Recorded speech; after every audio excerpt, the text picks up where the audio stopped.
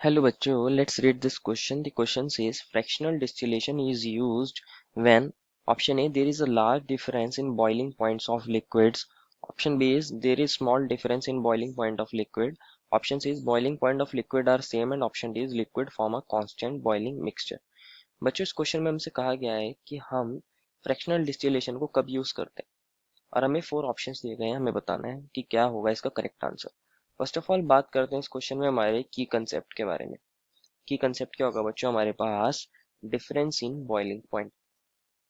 Difference in boiling point is the key concept कि boiling point में कितना difference होता है हमें पता होना चाहिए इन बॉइलिंग पॉइंट। बात करते हैं हमारे पास बॉइलिंग पॉइंट में डिफरेंस की।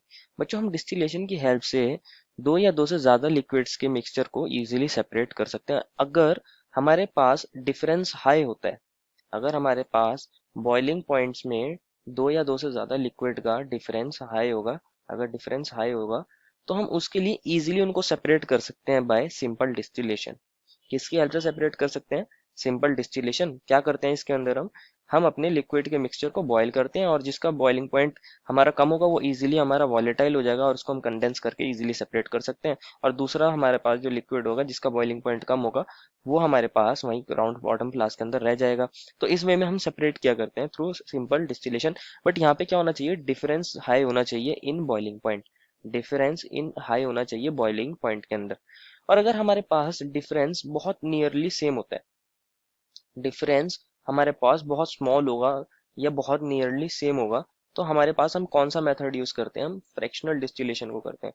फ्रैक्शनल डिस्टिलेशन एक इफेक्टिव मेथड है, इसकी हेल्प से हम उन लिक्विड्स के मिक्सचर को सेपरेट कर सकते हैं जिनके बीच में बॉइलिंग पॉइंट का डिफरेंस ज्यादा नहीं होता, तो वहां हम फ्रैक्शनल डिस्टिलेशन यूज करते हैं।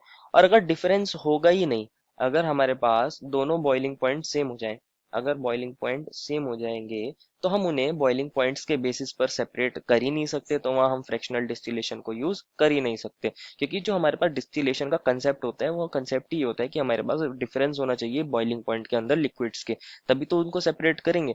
तो हमारे पास जो स्टेटमेंट ए बोला गया है कि फ्रैक्शनल डिस्टिलेशन को यूज करते हैं हमारे पास अगर लार्ज डिफरेंस होगा तो बच्चों ये बात गलत है। और सेकंड में बोला गया है अगर स्मॉल डिफरेंस होगा लिक्विड के टेम्परेचर में बॉइलिंग पॉइंट में तो इनको यूज कर सकते हैं, ये बात सही है। थर्ड में बोला गया कि अगर बॉइलिंग पॉइंट सेम हो जाएंगे तो यूज कर सकते हैं, तो बच्चों ये तो गलत हो जाएगा क्योंकि कम से कम थोड़ा सा तो डिफरेंस होना चाहिए।